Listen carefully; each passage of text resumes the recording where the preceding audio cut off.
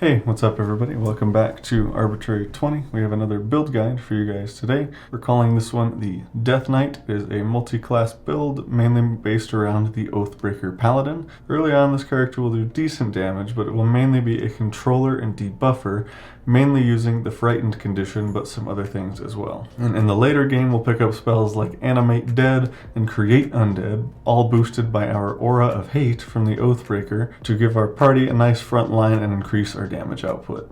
So for the race, we're going to be going with the Aasimar from Monsters of the Multiverse, and our Celestial Revelation will be the Necrotic Shroud. This will be our first way to frighten enemies as a bonus action until the start of our next turn.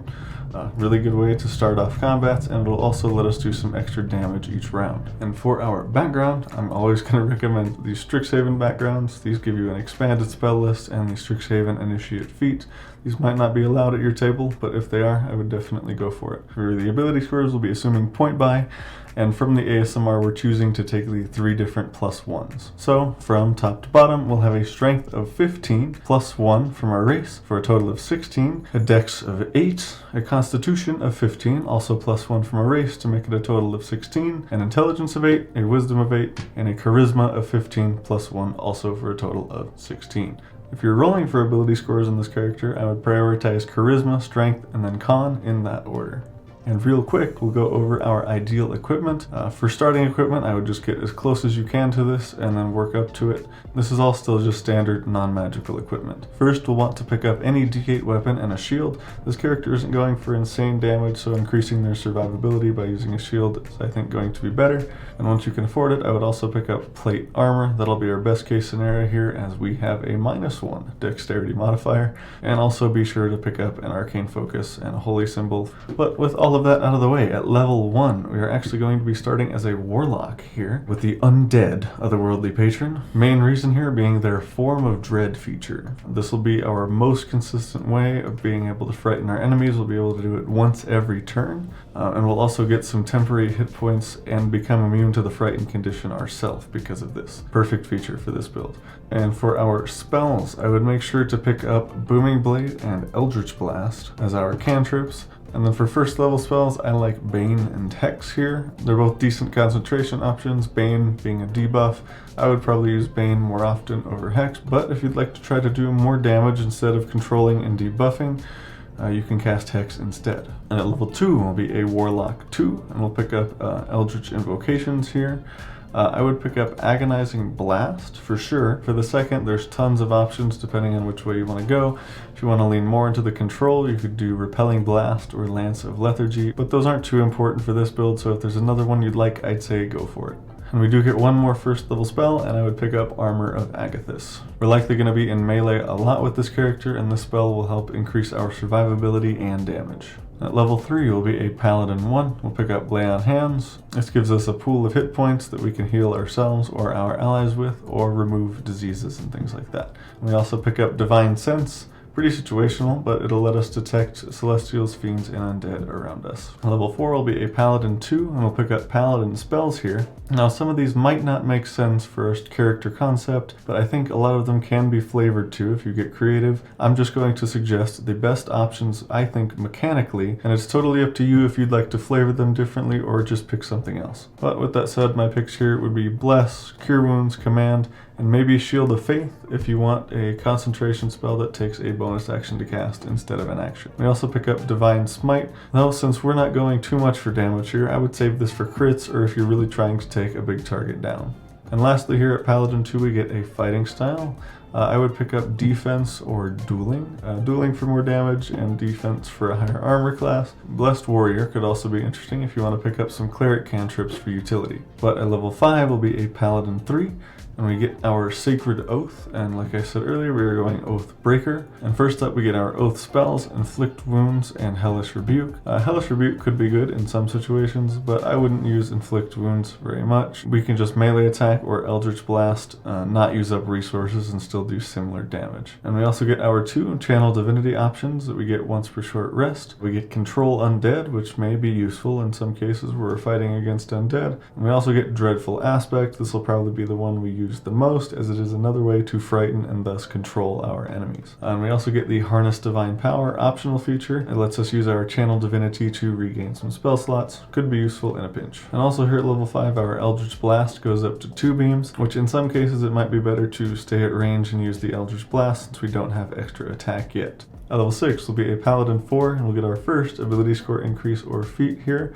I'm going to go with Warcaster. We mainly have to take this feat so we can still cast spells, so we have our sword and our shield, but the advantage on concentration checks and the ability to cast spells as opportunity attacks are both also nice. At level 7 will be a Paladin 5, and we'll pick up extra attack. This is a little late, but I think it's okay as this character is mainly a controller and a debuffer with damage as a secondary goal. And we'll also pick up second level spells. There's some great options here. My top picks would be Fine Steed, Aid, and Lesser Restoration.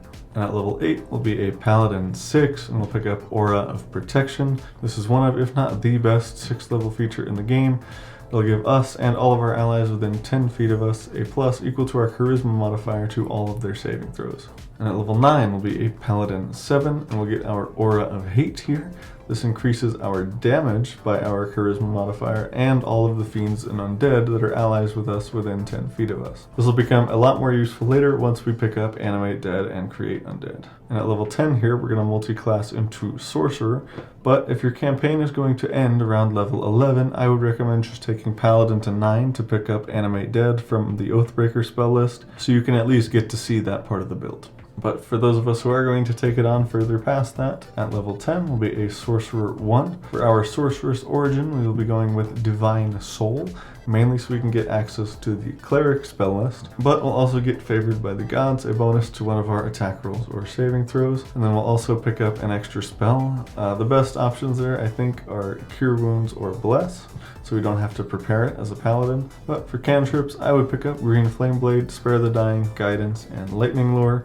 And for our 2 first level spells, I would pick up Shield and Silvery Barbs. Getting Guidance and those reaction spells in there will really help the defenses and utility of our build. At level 11 will be a Sorcerer 2. We'll pick up the Font of Magic feature. We'll gain our 2 sorcery points and the ability to convert our sorcery points to spell slots and vice versa. And we'll also pick up 1 more first level spell here, and I'd say finish out that trifecta of reaction spells and pick up Absorb Elements. You could pick up Absorb Elements earlier and then Shield or Silvery Barbs here. It doesn't really matter too much, whichever one you think you would need first. At level 12 will be a Sorcerer 3, and we pick up Meta Magic. There's not really any meta magic options that we need for this build, but I would go with, for sure, Subtle Spell, as it avoids counter spells and has many good utility options. And then for the second one, I would go with Quicken Spell or Seeking Spell. We do have a lot of bonus actions on this character, but Quicken Spell could still be useful. And then Seeking Spell would help us if we miss a spell attack roll, like on our Eldritch Blast or something like that. And then we do pick up 1 more spell here, and it can be a 2nd level spell. I would pick up Healing Word or Spiritual Weapon. And at level 13 will be a Sorcerer 4, and we get another ability score increase or feat here. And I would just do a +2 to our Charisma. It just buffs so many things at this point, we really should try to get it as high as we can. At level 14 will be a Sorcerer 5. We'll pick up the Magical Guidance optional feature. This lets us spend sorcery points to reroll failed ability checks. And we will also pick up 3rd level spells here, which is huge for our build as we pick up Animate Dead and Spirit Guardians. Spirit Guardians being our new best concentration spell. And then Animate Dead lets us raise skeletons or zombies to fight for us, and all of them will benefit from our Aura of Hate and give us a really good front line for our party and increase our damage output, as I said at the beginning. And as we gain more levels, we'll be able to upcast this to keep control over more skeletons or zombies. At level 15 will be a Sorcerer 6. We'll pick up Empowered Healing from Divine Soul. Probably won't come up too much for us, but we're mainly here for the Cleric spell list anyway. And we do get an additional spell. There are many good 3rd level options here that you could choose from. My top picks here would be Counterspell, Mass Healing Word, or Aura of Vitality. And if you like more than one of those, you can pick them up over the next few levels. And at level 16 will be a Sorcerer 7. We'll pick up 4th level spells here. Nothing really of note for our build. If there's one you'd like, I'd say go for it, or you can pick up one of those 3rd level spell suggestions.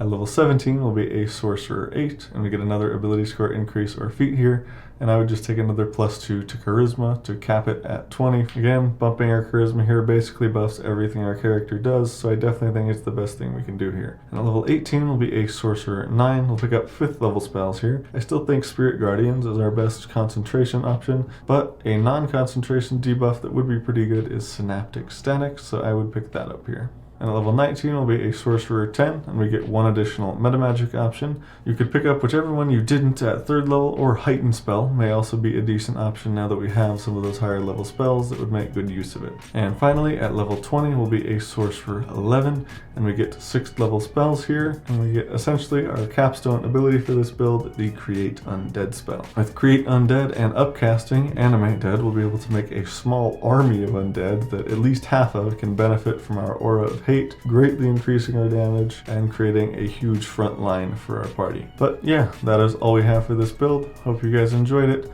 Thank you for watching. Make sure to leave a comment letting me know what you guys think of this build. If you want to see my last build guide, you can check that out right here. But I hope you guys have an awesome day, and we'll see you in the next one.